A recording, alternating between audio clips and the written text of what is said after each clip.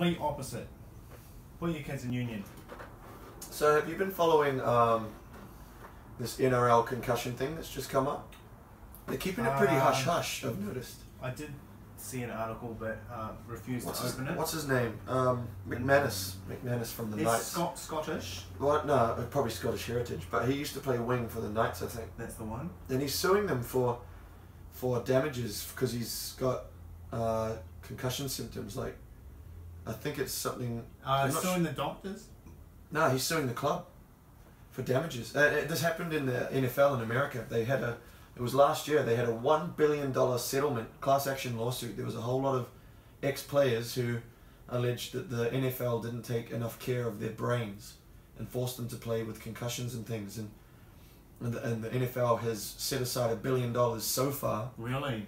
But it's going to be way more. And I see it happening here in the NRL. Shit. McMannus has just started it, but more people will join. Is he in court now?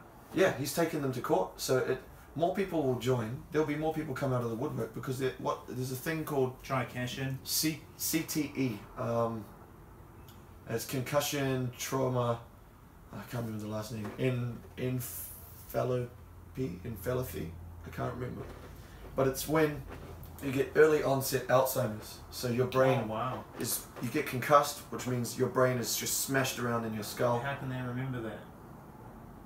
Good question. I think it's a case they donate their brain after they've died. So they do an autopsy. They check the NFL players' brains, and they found signs of early onset Alzheimer's, and they found it amongst a lot of NFL players. You saying NFL, the one where they wear helmets? The one where they wear helmets and too. Don't actually tackle. They don't tackle properly now. Wow. But so McMannus is suing the Knights for the same reason. And I see it as being the start. Rugby union has got some things to kind of like save themselves, but you think back to those old games where they used to have scrums and they'd just run into the scrum and they're like Buck Shelford splitting open his scrotum and still playing and shit. Testicles hanging out. Yeah, there used to be this thing of people who, even if you did get knocked out, fuck it, mate, get back up. It was part of harden up, mate. Part of being a man, right? So there's gonna be more people who are like, actually, you know what? I'm suffering because of what happened when I was playing rugby, and they're gonna start suing more people. But Auckland has this new thing. It's called the blue card. They just brought it out this weekend in their club rugby. So the blue card, if the ref shows you a blue card, it means you have to leave the field. You're not allowed to play again for 4 weeks, and when you return to playing, you have to prove you've got the doctor's doctor has to sign you off to say that you can play. Why does the ref have the right to give him a blue card? Probably because he's been knocked out. But so obviously the refs have been trained. They've gone through a training course to recognise the signs of concussion.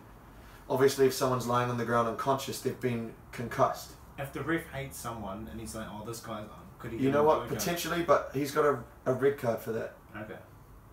But the blue card, I reckon it's a pretty good thing. Nah, I don't know. The amount of times there's too many cards. You might as well. When I was playing, the amount of people I played with, who got knocked out, and then just got back up after maybe 10, 20 seconds lying down and kept playing, was ridiculous. I did it a couple of times. My youngest brother, he's been concussed so many times. That's not good, right? It's not good.